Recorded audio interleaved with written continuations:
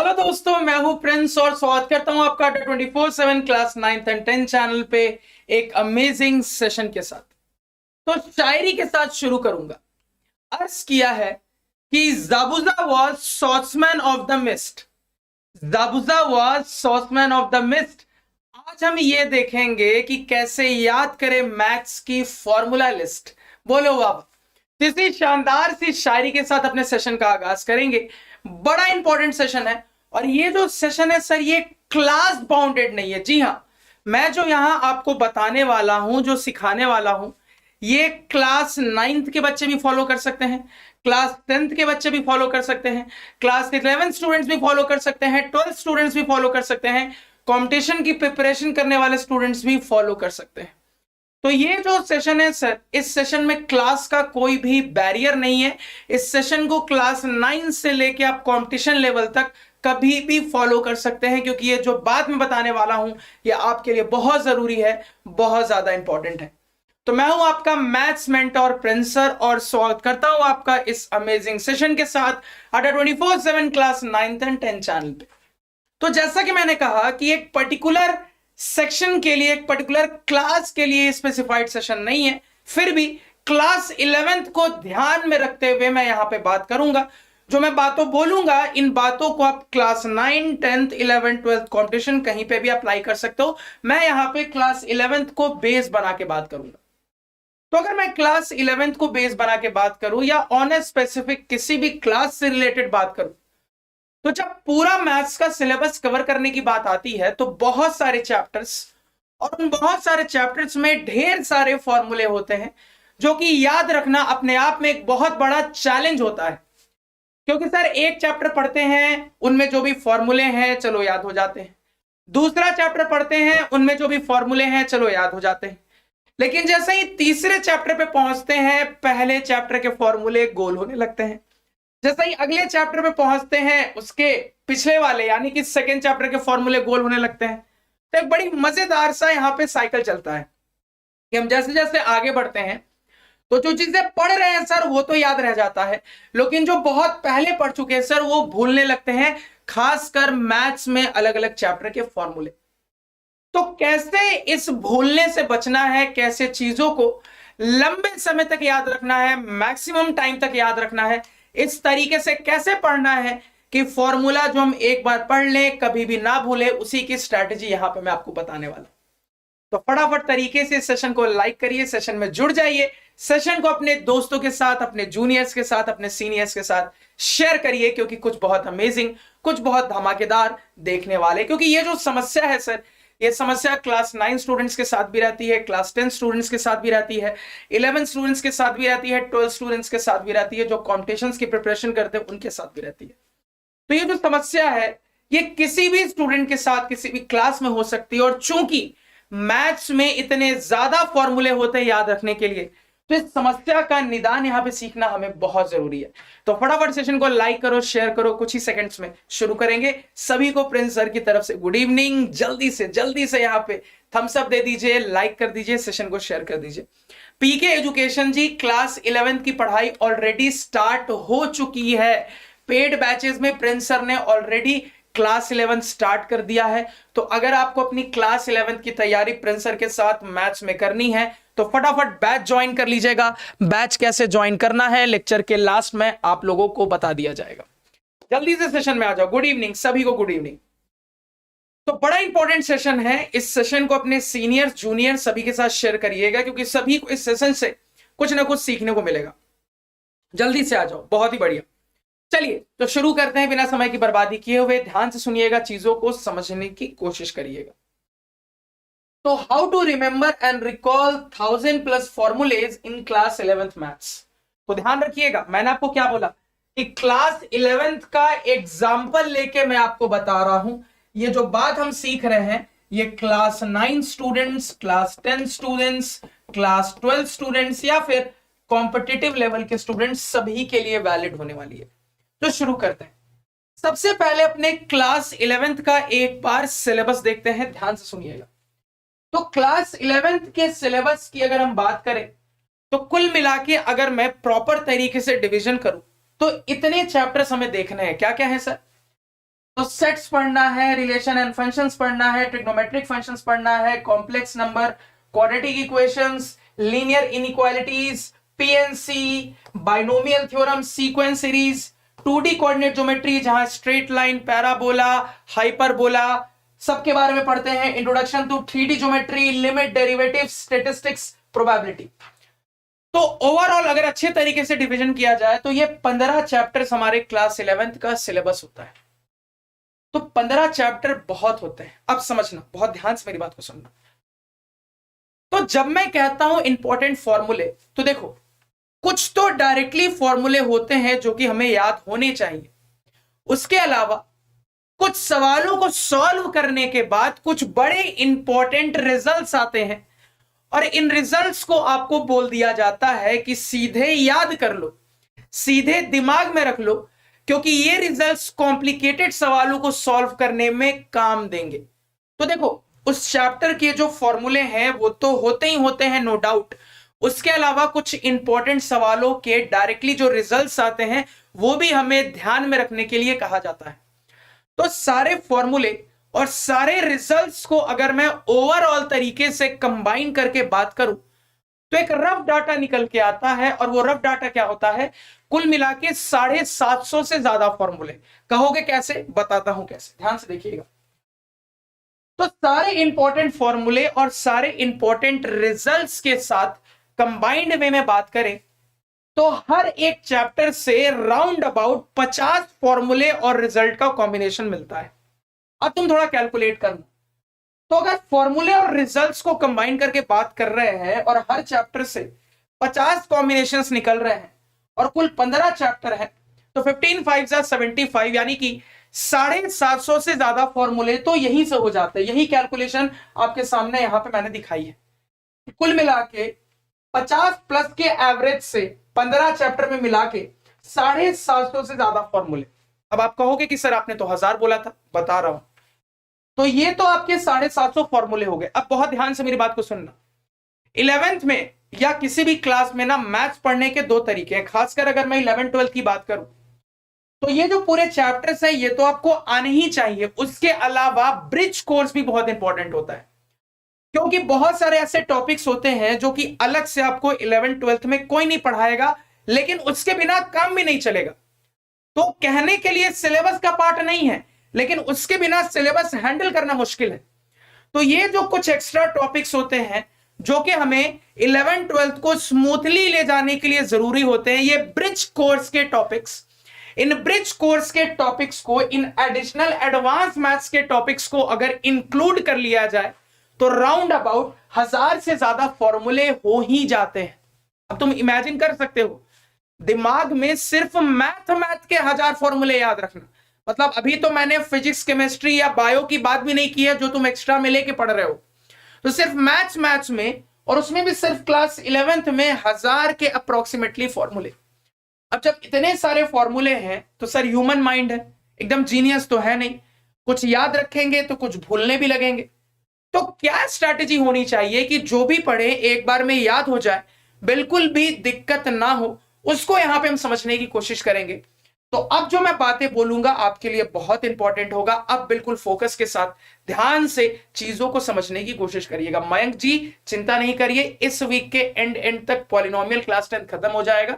Next week से हम linear equation start करेंगे क्लास 10 में। चलिए इस जेनरिक पे लौटते हैं, अब ध्यान से सुनना।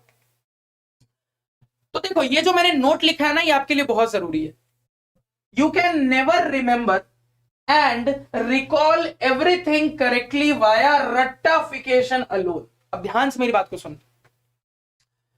देखो दो चीजें होती है, एक होता है रट लेना, याद कर लेना, और एक होता है रटी हुई चीज को टाइम आने पे तुरंत रिकॉल कर लेना।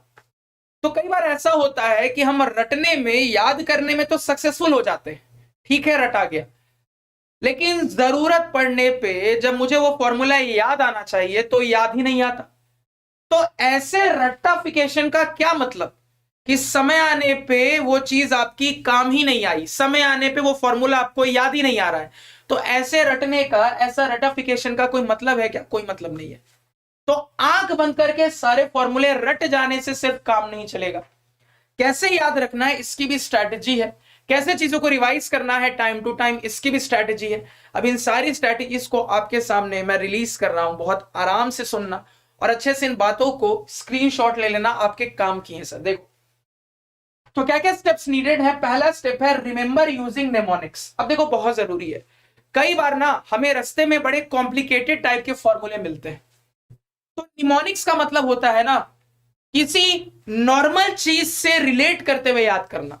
अब इसका क्या मतलब है, जैसे कि एग्जांपल देता हूं, तुम लोग जब 10th में ट्रिग्नोमेट्री पढ़ते हो तो पहली बार जीवन में जब आप लोग साइन, कॉस, टैन के बारे में पढ़ते हो तो पीबीएच के टर्म में कैसे एक्सप्रेस करते हैं। साइन होता है परपेंडिकुलर बाय हाइपोटेनियस, कॉस होता है बेस बाय हाइपोटेनियस, टैन होता है परपेंडिकुलर बाय बेस। तो ये जो पहली बार क्लास 10th में आके ट्रिग्नोमेट्री में पढ़ते हैं तो पहली बार 10th में ये काफी टफ लगता है। तो यूजुअली मैं भी ऐसा करता हूं, बहुत सारे टीचर्स आपको एक ट्रिक यहां पे बताएंगे, ध्यान से सुनिएगा। पंडित बद्री प्रसाद हर हर बोले, क्या मैंने बोला, पंडित बद्री प्रसाद हर हर बोले। तो इस तरीके से हमने क्या किया, इस मैथ की इंपॉर्टेंट चीज को एक नॉर्मल लाइफ की जनरल चीज से कनेक्ट कर लिया, तो इस कनेक्शन से हमें काफी टाइम तक याद रह गया। तो इसी तरीके से ये जो चीजें होती है ना, इन्हीं को हम निमोनिक्स कहते हैं। तो इन निमोनिक्स वाली तरीकों से कुछ जनरल चीज से एसोसिएट करते हुए आप बहुत सारे टफ फॉर्मूलेस को याद रख सकते हो। तो ये पहला पॉइंट बड़ा इंपॉर्टेंट है, इसको ध्यान में रखिएगा। अब दूसरे पॉइंट पे आते हैं, observe the pattern of formula and remember the pattern. अब इसका क्या मतलब है समझते हैं। तो कई बार जब एक ही चैप्टर में हम बहुत सारे फॉर्मूलेस पढ़ रहे होते हैं तो हमें यह ऑब्जर्व होता है, ध्यान से सुनिएगा, कि सर कुछ लगातार आने वाले फॉर्मूलेस का कुछ पैटर्न है। तो जब लगातार बहुत सारे फॉर्मूले पैटर्न में होते हैं तो हम स्मार्टली खेल सकते हैं। हम क्या कर सकते हैं, उन सारे सेम पैटर्न वाले फॉर्मूले में से किसी एक को याद रख सकते हैं और उसी बेसिस पे पैटर्न पकड़ते हुए बाकी फॉर्मूले अपने आप याद हो जाएंगे। जैसे एक एग्जांपल देता हूं, जैसे जब तुम लोग क्लास 11th में आओगे और ट्रिग्नोमेट्री पढ़ोगे तो एक फॉर्मूला होता है साइन ए प्लस बी का। तो इसका एक्सपेंशन क्या होता है, इसका एक्सपेंशन होता है sin A into cos B plus cos A into sin B. ये एक्सपेंशन होता है इसका। तो मजे की बात यह है सर कि अगर आपने ये साइन ए प्लस बी का फॉर्मूला याद कर लिया तो इसी पैटर्न पे साइन ए माइनस बी का भी फॉर्मूला होता है, और थोड़ा सा इसी पैटर्न को मेंटेन किया जाए तो cos A plus B cos A minus B का भी फॉर्मूला होता है। तो कुल मिला के आपने एक याद किया तो आपको 4 याद हो गए। क्यों, क्योंकि एक ही पैटर्न के थे। तो जो फॉर्मूलेज आपको एक ही पैटर्न के लगते हैं ना, उनको एक साथ इकट्ठा करके रख लो, उसमें से किसी एक को याद कर लो और बाकी के लिए पैटर्न पकड़ना देखो कि कैसे कैसे पैटर्न पकड़े, तो ऑटोमेटिकली उसके साथ साथ बाकी भी एक ही बार में आपको याद हो जाएंगे। तो पैटर्न पकड़ के फॉर्मूलेज को याद रखना, सेम पैटर्न वाले फॉर्मूलेज को एक साथ ध्यान में रखना एक बहुत अच्छी ट्रिक हो जाती है। क्लास 10th का आज का लेक्चर गगन सर ले रहे हैं, कल मेरा लेक्चर आएगा 6:30 पे, डोंट वरी। चलो देखो आगे। अब देखिए तीसरा पॉइंट क्या है, always remember same pattern formula together. अब ये मैंने आपको अभी जस्ट बताया कि सेम पैटर्न वाले फॉर्मूले ना एक साथ याद रखना बहुत फायदेमंद है। जैसे जब तुम लोग क्लास 11th में आके बाइनोमियल थ्योरम पढ़ोगे तो वहां पे ना तुमको बहुत सारे फंक्शंस के एक्सपेंशन के बारे में पढ़ना होगा। जैसे e की पावर x का एक्सपेंशन क्या होता है अलजेब्रिक फॉर्म में, sin x का एक्सपेंशन क्या होता है, cos x का एक्सपेंशन क्या होता है। तो आप एक मजेदार चीज ऑब्जर्व करिएगा। जैसे एग्जांपल के लिए अगर मैं थोड़ी देर के लिए sin x cos x की बात करूं तो आपको दिखेगा कि सर एक में x की इवन पावर चल रही है, एक में x की ऑड पावर चल रही है। तो ये आपने क्या किया, आपने बहुत ही कॉम्प्लिकेटेड फॉर्मूले में एक छोटा सा पैटर्न पकड़ा। अब जैसे ही तुमने पैटर्न पकड़ लिया, दोनों फॉर्मूले तुमको एक साथ याद हो गए। तो ये फायदा होता है पैटर्न पकड़ के फॉर्मूला याद करने का। और देखिएगा, always go for root formulas. अब ये बहुत जरूरी है।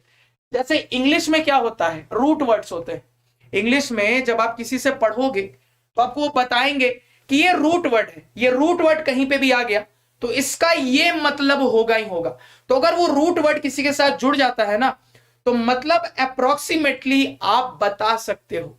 इससे फायदा ये होता है सर कि हमें हर एक वर्ड का मीनिंग वो क्या रटने की जरूरत नहीं पड़ती।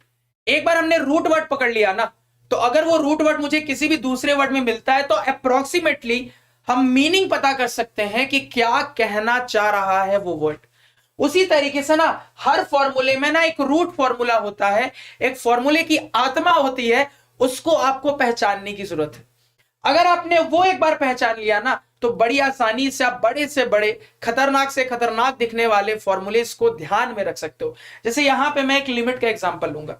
जैसे लिमिट में जब तुम लोग पढ़ोगे तो लिमिट में तुम लोग को एक लिमिट याद करवाई जाती है, limit x tends to a। ध्यान से देखिएगा, x की पावर n माइनस a की power n divided by x minus a। इसकी लिमिट की वैल्यू तुमको याद करवाएंगे n इंटू a की पावर n माइनस 1। मैं कहता हूं तुमको यह फॉर्मूला याद रखने की जरूरत ही नहीं है।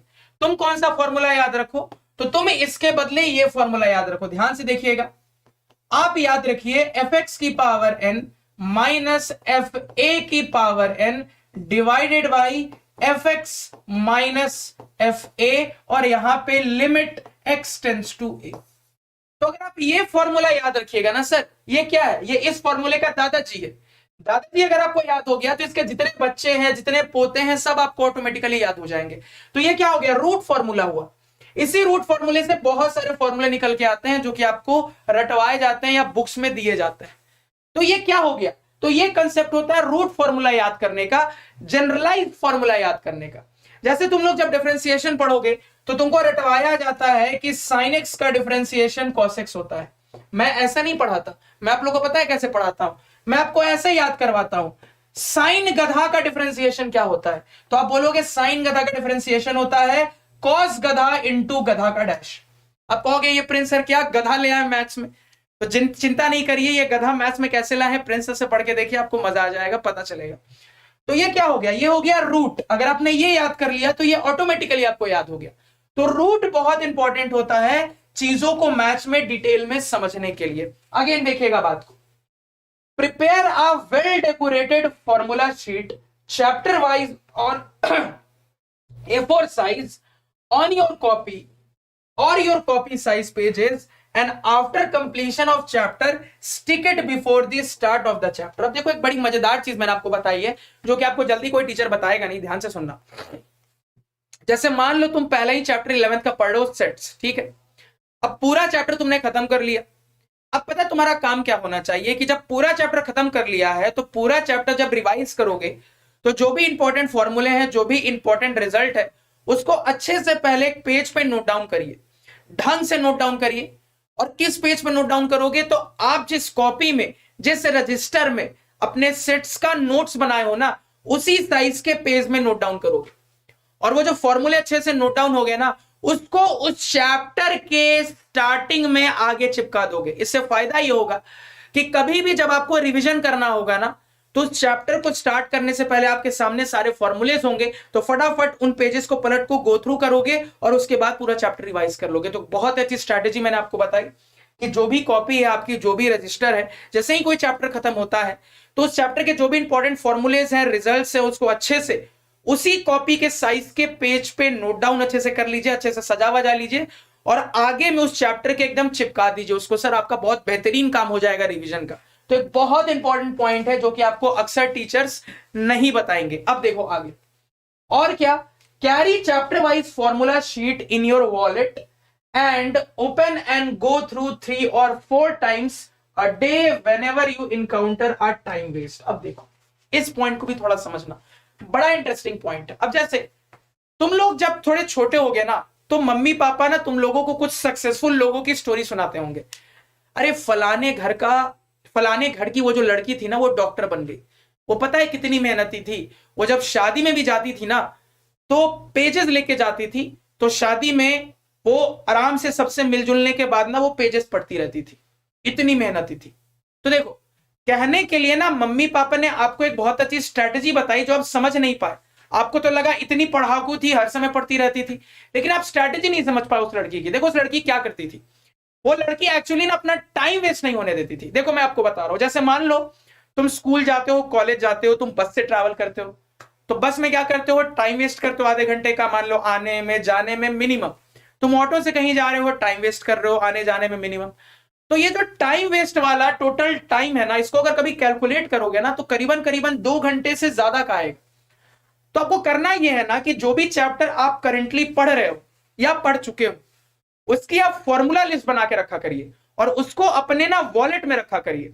तो जैसे ही आप किसी ऐसे सिचुएशन में हो जहां आपको लग रहा है कि यार देखो टाइम वेस्ट यहां पे हो सकता है, तो झटपट क्या किया, रटना नहीं है, वो फॉर्मूला लिस्ट निकाली, एक बार रीडिंग मारी, एक बार रीडिंग मारी, एक और बार रीडिंग मारी, 2 बार रीडिंग मारी, वापस जेब में रख लिया। तो रटना आपको कुछ नहीं है, आपको बस वो टाइम वेस्ट के टाइम पे वो फॉर्मूला लिस्ट निकालनी है, 2 बार रीडिंग मारनी है, वापस पर्स में रख लेना है। आपको रटने के पर्पज से निकालना ही नहीं है, वो सब कॉन्शियसली देखते देखते आपको अपने आप याद हो जाएगा। लिख के रख लो मेरी बात, बहुत इंपॉर्टेंट बात मैंने आपको बताई है। तो आपको रटना नहीं है और इस चीज की चिंता नहीं करनी है कि हमारा दोस्त देखेगा तो क्या सोचेगा कि ज्यादा स्मार्ट बन रहा है, ज्यादा पढ़ाक बन रहा है। सोचने दो, देखो लोगों का काम है सोचना, तुमको क्या करना है। आगे जब तुम सक्सेसफुल हो जाओगे और वो उतना सक्सेसफुल नहीं होगा, फिर वही कहेगा कि यार मैं इसको चिढ़ाया करता था, ये सही करता था। समझ रहे हो मेरी बात को? तो अभी कोई अगर ये करने पे तुमको चिढ़ाता है तो इसे बुरा मत मानना, क्योंकि तुम जो कर रहे हो वो बहुत सही कर रहे हो। ठीक है, समझ रहे हो बात को? इस बात को याद रखना। तो टाइम वेस्ट वाले टाइम पे ना ये जो फॉर्मूला लिस्ट है ना, बस 2 बार रीडिंग मारना है, पर्स में वापस रख लेना है। तो ऐसे करके पूरे दिन में आपको कम से कम 2, 3, 4 बार ये मौके मिलेंगे। तो 4 बार में ठीक है, तुम 4 बार मत करो, कम से कम 2 बार तो करो। ये करने से बहुत फायदा होता है, मेरी बात याद रखना, बहुत इंपॉर्टेंट पॉइंट है ये 6 पॉइंट। 7th पॉइंट देखिएगा, stick a well prepared chart paper of formula list on the wall closest to you and just read once while waking up and once while you sleep। अब ये आपको बहुत सारे teachers बताते भी होंगे, ये बहुत जरूरी है कि आप क्या करिएगा ना, जो जो चैप्टर पढ़ते जा रहे हो वो सारे चैप्टर को एक बड़े से अच्छे से चार्ट पेपर में सजा के अच्छे से लिखते जा रहे हो, और उस चार्ट पेपर को मम्मी से परमिशन लेके कहां चिपकाना है, दीवार पे। तो कहां दीवार पे चिपकाना है, तो आप जहां सोते हो, ठीक है, आप जहां पे भी सो रहे हो उससे सबसे क्लोजेस्ट दीवार जो है, सबसे नजदीकी दीवार जो है ना, वहां पे चिपकाना है। क्योंकि होगा ये कि अगर आप अपने क्लोजेस्ट दीवार पे चिपका, तो लेट से कि तुम्हारा बेड ऐसे लगा है और एकदम बगल में दीवार है, तो तुम यहां पे चिपका लोगे। अब होगा क्या कि तुम जैसे ही आंख खोल के उठोगे, एक बार फट से इधर देखा, जैसे ही उठे हो ऐसे आंख ऐसे ऐसे की, एक बार इधर देखा, पूरा फॉर्मूला लिस्ट, बस एक बार रीडिंग मारी और कुछ नहीं करना, रटना नहीं है, बस एक बार रीडिंग मारी, अपने काम में लग गए। फिर रात में सोने आए हो बेड पे, बहुत नींद लग रही है, एक बार लेटे लेटे ही पूरी रीडिंग मारी और सो गए, आंख बंद कर लिया। बस एक बार उठने के बाद सोने से पहले तुमको रीडिंग मारनी है, बस यही करना है। ये करना भी आपके लिए, वो कहते हैं ना, वंडर्स का काम करता है सर, बहुत इंपॉर्टेंट, ये तो करना ही करना चाहिए आपको। और अब देखो 8 पॉइंट क्या है, all our points fail if you don't do this. अब देखो, अब एक बहुत बड़ी चीज आने वाली है कि सर ने ये क्या बोल दिया। सर ने सबसे पहले आपको यहां पे 7 पॉइंट्स बताए और लास्ट में ये लिख दिया कि जिस भी बच्चे ने ये 8वां पॉइंट फॉलो नहीं किया तो इन 7 पॉइंट का कोई मतलब नहीं है। तो ये 8वां पॉइंट बड़ा कमाल का होगा, बिल्कुल कमाल का है। अब ये 8वां पॉइंट क्या है, इसको ध्यान से सुनिएगा। Practising some questions on that formula, it is very very very important maths. अगर मैं स्पेसिफिकली मैथ्स की बात करूं ना, तो ये जो 8वां पॉइंट है ना, यही आपका ब्रह्मास्त्र है फॉर्मूला याद रखने के लिए। कि जैसे ही आप अपने लेक्चर में किसी नए फॉर्मूले को पढ़ते हो, तो फटाफट आपका दायित्व होना चाहिए कि सर जो उसके बाद होमवर्क देंगे, जो डीपीपी देंगे, उसमें जरूर वो फॉर्मूलेज यूज होंगे। तो जब आप उस फॉर्मूले को पढ़ने के बाद उस पर कुछ सवाल प्रैक्टिस करते हो ना, तो अपने आप आपको फॉर्मूला याद होने लगता है सर जी। तो किसी भी फॉर्मूले को याद रखने का सबसे बेस्ट तरीका यह होता है कि उस फॉर्मूले पे सवालों को प्रैक्टिस करते जाना। क्यों आपको मैथ्स में सारे टीचर्स कहते हैं कितने भी अच्छे से पढ़ लो, प्रैक्टिस बहुत जरूरी है, प्रैक्टिस करते रहिए। क्योंकि जब आप प्रैक्टिस करते जाते हैं तो इनडायरेक्टली बहुत सारे फॉर्मूलेज, जो कि फॉर्मूलेज पे ही सवाल बेस्ड होते हैं, वो आपको याद भी होते जाते हैं। तो ये पॉइंट बहुत इंपॉर्टेंट है। अगर आपने ये नहीं किया तो उन 7 पॉइंट करने से ज्यादा फायदा नहीं होगा। लेकिन अगर आप ये कर लेते हो ना, और इसके साथ वो 7 पॉइंट कर लिया ना, मैं आपको लिख के पेपर पे साइन करके दे दूंगा ना कि 6 महीने के बाद भी तुमसे कोई पहले चैप्टर का फॉर्मूला पूछेगा ना, एकदम लाइन बाय लाइन बता दोगे, एक माइनस प्लस की दिक्कत नहीं आएगी, ये गारंटी के साथ बोल रहा हूं। बस ये पॉइंट्स आपको यहां पे फॉलो करने हैं। तो पॉइंट्स क्या है एक बार और अच्छे से दिखा देता हूं, एक बार स्क्रीनशॉट ले लो तुम लोग, काफी काम की चीज है। स्क्रीनशॉट लो जल्दी से। चलो अब यहाँ पे इसका स्क्रीनशॉट ले लो, जल्दी से ले लो स्क्रीनशॉट, और अब फाइनली ये स्क्रीनशॉट ले लो और यहां बगल में लिख देना ब्रह्मास्त्र। इसको लिख के क्या लिख देना, ब्रह्मास्त्र। ठीक है, अब देखिए, अब ये जो मैंने आपको स्ट्रेटेजी बताई है, ये ऐसा नहीं है कि आप सिर्फ मैथ्स में इस्तेमाल कर सकते हो। ये जो स्ट्रेटेजी है सर, ये आप बायो में इस्तेमाल कर सकते हो, फिजिक्स में इस्तेमाल कर सकते हो, केमिस्ट्री में इस्तेमाल कर सकते हो। यानी कि ये जो मैंने आपको 7-8 पॉइंट्स बताए हैं ना, आप देखो हर जगह तो प्रैक्टिस करने के लिए सवाल नहीं होते, तो ये पॉइंट तो सिर्फ मैथ्स के लिए वैलिड है, लेकिन पहले के ये जो 7 पॉइंट्स मैंने आपको बता दिए ना, ये जो 8 पॉइंट्स बता दिए सर, ये आप दूसरे सब्जेक्ट्स में भी इस्तेमाल कर सकते हो, चाहे वो फिजिक्स हो, वो केमिस्ट्री हो, वो बायो हो, वो कोई भी सब्जेक्ट हो, आप इस चीज को अलग अलग सब्जेक्ट्स में भी यूज कर सकते हो। तो ये आपके लिए बहुत काम की चीज है, सिर्फ मैथ्स के लिए ही नहीं, बाकी सब्जेक्ट्स के लिए भी ये बहुत जरूरी है। हेलो सभी को, हेलो, क्लियर है यहाँ पे? अब देखिएगा यहाँ पे, तो यही बात मेनली आपको यहां पे बतानी थी। अब यहां पे आपके मन में आ रहा होगा कि प्रिंस सर ने यहां बड़े अमेजिंग तरीके से कुछ चीजों को बताया, तो अगर प्रिंस सर की स्ट्रैटेजीज इतनी अच्छी होती है, तो जब वो पढ़ाते होंगे तो कितना मजा आता होगा। तो जो प्रिंस सर से क्लास 9th में पढ़े हैं, या क्लास 10th में पढ़े हैं, या क्लास 11th में पढ़े हैं, वो जानते हैं कि प्रिंस सर से पढ़ने का एक्सपीरियंस अमेजिंग होता है। ज्यादा तारीफ नहीं करूंगा, एक बार पढ़ के देखो, ज्यादा नहीं, एक क्लास लेके देखो, इंट्रोडक्शन क्लास, अगर मजा नहीं आ गया, फील नहीं आ गई, तो क्या ही बोलोगे तुम। ठीक है, तो एक बार पढ़ के देखिए। तो अगर आप लोगों को क्लास 11th प्रिंस सर से पढ़ना है, क्योंकि 9th और 10th तो प्रिंस सर ऑलरेडी यूट्यूब पे पढ़ा रहे हैं, अगर आपको क्लास 11th प्रिंस सर से पढ़ना है, तो ऑलरेडी आपके लिए एक बैच लॉन्च किया जा चुका है, नाम है सक्षम रिलोडेड बैच, जहां पे पढ़ाने वाले सारे फैकल्टीज एकदम रिलोडेड है, मतलब नेक्स्ट लेवल फैकल्टीज है, सारे बहुत धांसू फैकल्टीज है। ये जो सक्षम रिलोडेड बैच आप देख रहे हो ना, ये आपके लिए क्लास 11th का बैच है, यानी आपके क्लास 11th की तैयारी को नेक्स्ट लेवल ले जाने वाला बैच है। और ये सारे टीचर, जो सारे चेहरे आप देख रहे हो, यही आपको बैच में पढ़ाने वाले हैं। एक बार टीचर कौन कौन है आपको एक बार झलक दिखा देते हैं। तो मैथ्स की बात करें तो मैथ्स में मैं और गगन सर आपको कंबाइंड वे में मिलकर पढ़ाएंगे, और बहुत स्पेशल वे में पढ़ा रहे हैं। हम सबसे पहले आपको ब्रिज कोर्स पढ़ा रहे हैं, यानी कि सबसे पहले वो टॉपिक्स पढ़ा रहे हैं जो जल्दी कोई टीचर नहीं पढ़ाएगा, लेकिन वो टॉपिक्स, वो चैप्टर्स अगर आप पढ़ लोगे ना, तो 11th 12th दोनों की मैथ्स आपके लिए बड़ी आसान हो जाएगी। तो बहुत स्पेशल वे में हम दोनों आपको मिलकर मैथ्स पढ़ा रहे हैं। और अभी फिलहाल मेरी मैथ्स की क्लासेस चल रही है सर जी, अभी ज्यादा टाइम नहीं हुआ है, कुछ ही दिन हुए हैं बैच स्टार्ट होते हुए, तो अभी भी देरी नहीं हुई है। अगर मैं केमिस्ट्री की बात करूं तो अनुराग सर, आयुषी मैम आपको मिलकर पढ़ा रही है। अनुराग सर आप लोगों को नीट लेवल तक की केमिस्ट्री पढ़ाते हैं। अब सोचो कि एक नीट लेवल तक का केमिस्ट्री का टीचर अगर आपको 11th की केमिस्ट्री पढ़ाएगा तो कितने अच्छे लेवल की पढ़ाएगा। आयुषी मैम आप लोग को सीयूटी लेवल तक का पढ़ाती है। ठीक है, तुम लोग जब 12th पास आउट हो गए और कॉलेज में एडमिशन लेना होगा ग्रेजुएशन के लिए, तो आपको सीयूटी का एग्जाम देना होता है, तो वहां पे केमिस्ट्री के पेपर की तैयारी आयुषी मैम करवाती है। अब सोचो, जो आपको सीयूटी की केमिस्ट्री लेवल की तैयारी करवा रही है, वो जब आपको 11th केमिस्ट्री पढ़ाएगी, कितना मजा आएगा। तो धांसू फैकल्टीज केमिस्ट्री में, मैथ्स में। अगेन अगर मैं फिजिक्स की बात करूं तो Ashpreet ma'am, Gajendra sir, Ashpreet ma'am आप लोगों को नीट लेवल तक की फिजिक्स पढ़ाती हैं, गजेंद्र सर आप लोगों को सीयूटी लेवल तक की फिजिक्स पढ़ाते हैं।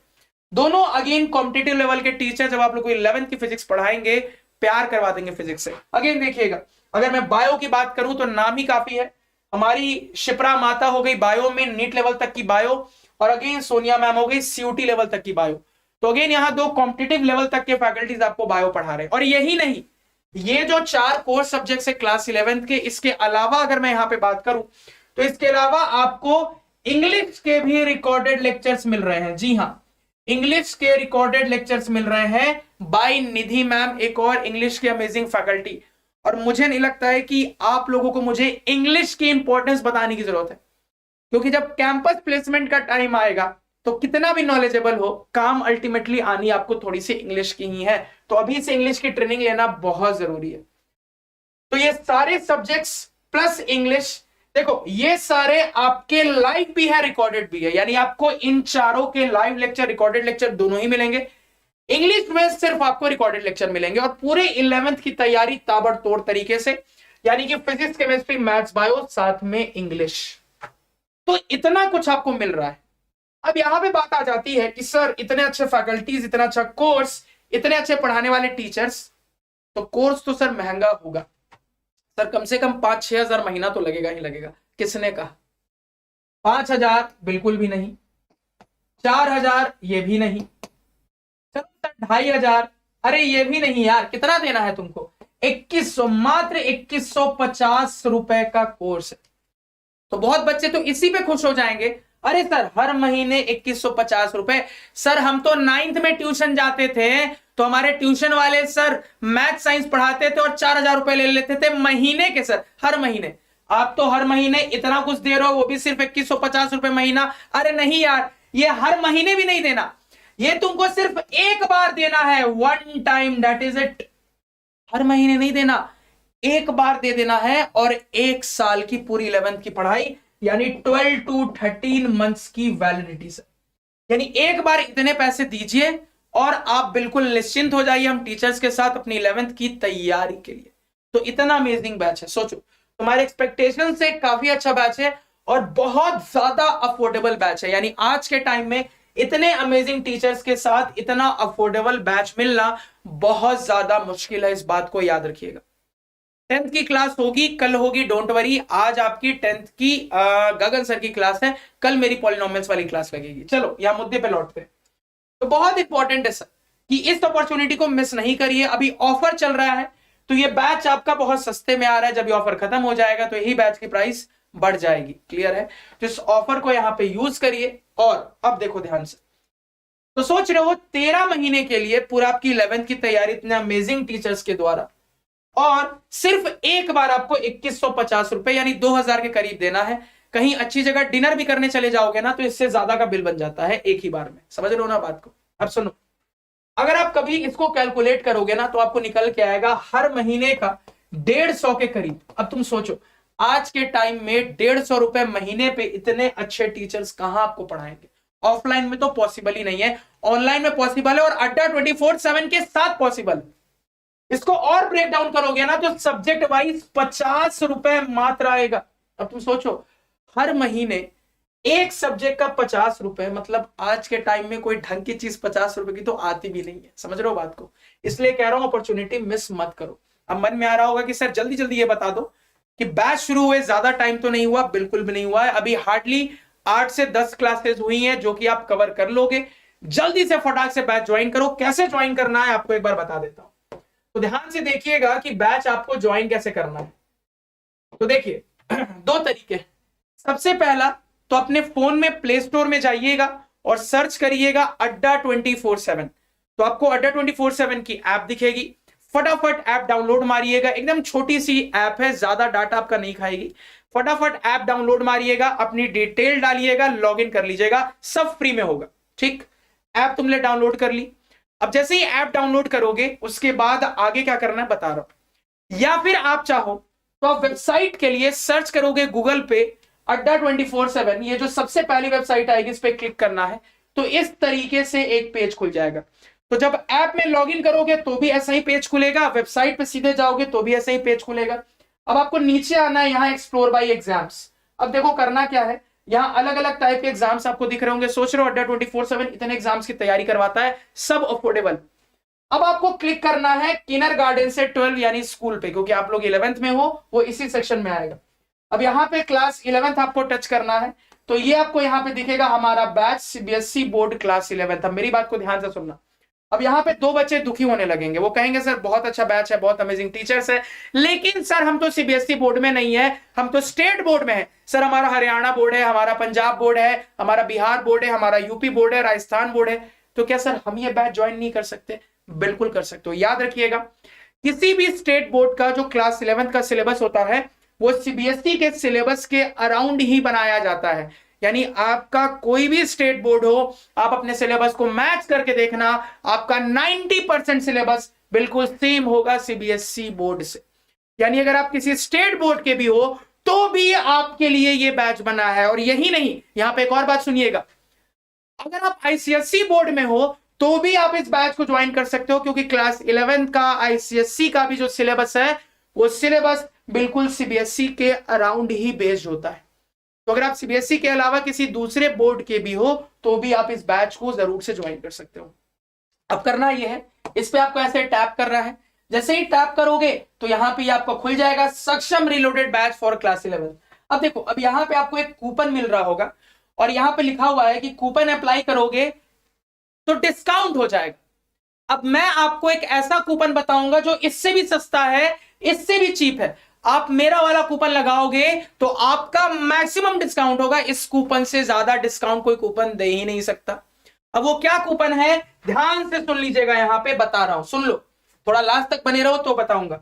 तो अब इस पे आपको क्लिक करना है, क्लिक करोगे इस तरीके से कहानी आ जाएगी। अब यहां पे ये आपका बैच है, ठीक है। अब यहां पे क्लिक करना है, अब देखो पेमेंट मत करना, सीधे क्या करोगे, यहां क्या लिखा है, एंटर कूपन कोड। अब देखो क्या कूपन डालना है जिसकी प्रिंस सर यहां पे बात कर रहे हैं, लीजिएगा क्या कूपन डालना है, बहुत इंपॉर्टेंट। तो आपका ये कूपन कोड होने वाला है कैपिटल Y 546। तो ये आपका कूपन कोड है, कोई भी स्पेस नहीं है, दोबारा बता रहा हूं, कैपिटल Y 546। इस कूपन कोड को यहां पे जैसे ही फिल करोगे, अप्लाई पे क्लिक करोगे और डिस्काउंट होगा, बैच और सस्ते में आ जाएगा। तो ऑफर चल रहा है, ऑलरेडी बैच का प्राइस डाउन है, कूपन लगाओगे और बैच का प्राइस डाउन हो जाएगा। इतने अमेजिंग टीचर्स के साथ पढ़ने का मौका, रिसेंटली बैच शुरू हुआ है, देखो रिजल्ट आने तक का वेट मत करो, रिजल्ट आने तक बहुत सारी चीजें आगे निकल जाएंगी। मैं कह रहा हूं अभी तुरंत इस बैच को परचेस करो और अपनी तैयारी स्टार्ट कर दो, क्योंकि 11th का सिलेबस बहुत वास्ट होता है। जल्दी से ये कूपन अप्लाई करिए, बैच परचेस करिए और अमेजिंग टीचर्स के साथ पढ़ने का मौका पाइए, ठीक है। तो बस यही आपको इन्फॉर्मेशन देनी थी, उम्मीद करूंगा आपको वीडियो अच्छा लगा होगा। इसके साथ इस वीडियो को यहाँ पे एंड करते हैं। पेड वाले बच्चे 9 बजे तैयार रहिएगा आपकी डिफरेंशिएशन की क्लास के लिए, उसके बाद लिमिट्स की क्लास लगेगी। तब तक के लिए टाटा बाय बाय, सायोनारा।